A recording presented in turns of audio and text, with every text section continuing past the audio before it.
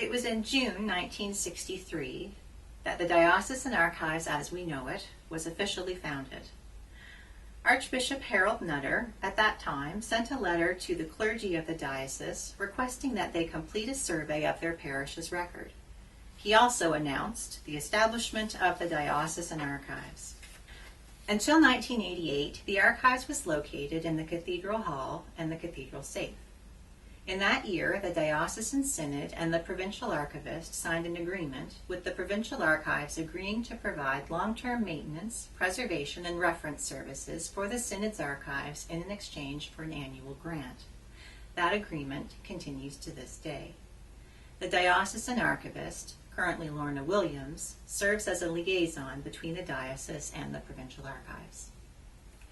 When the records arrive at the archives, the archivist examines the material and creates an accession record which documents what the records are, where they came from, the date they arrived, and any other pertinent details. This is how we keep track of what was donated. If some material is not kept, this is also noted in the accession record. Next, the archivist adds a description of the records to the MC223 finding aid.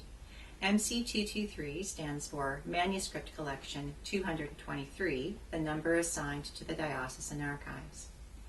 This finding aid, which is now over 1,000 pages long, is a list of all the materials from the diocese that are at the archives.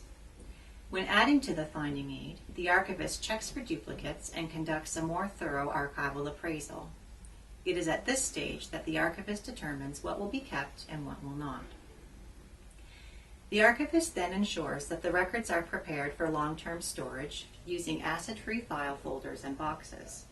In some cases, boxes are specially made to protect oversized or very fragile records.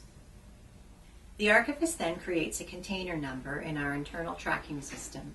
A barcode is printed and a box is taken to the repository, a custom-built vault that is kept at consistent temperature and humidity for long-term storage. This process can take anywhere from an hour to several weeks or even months, depending on the amount of material and how well it was identified when it arrived. A list of what you should send to the archives is available on the Diocesan Archives website. However, for example, you should send vestry records, service registers, parish registers, committee records, architectural plans, histories, photographs, programs of special services, legal documents such as deeds of land, deeds of consecration and deconsecration, financial records, inventories, and records of clubs. There may be others. If you have any questions, all you have to do is call or email the archives and we'll help. All of these records have archival value and are consulted regularly for either church purposes or by other researchers. Please do not send things like offering envelopes, power or phone bills, Bibles, books of common prayer, or books of alternative services.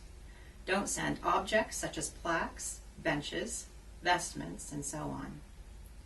Giving records to the archives is easy. You can either drop them off at 23 Deneen Drive or at the Synod office, or contact the archives and arrange for us to come and pick them up. You're not bothering us, it's our job. When in doubt, just phone or email. We ask that when a church is being closed, that the archives be contacted well in advance. We can help you sort through the records and come to the site to bring records of archival value to Fredericton. Archivists are trained to do this work, and we're happy to help. The Provincial Archives are open Monday to Saturday, 9 to 5.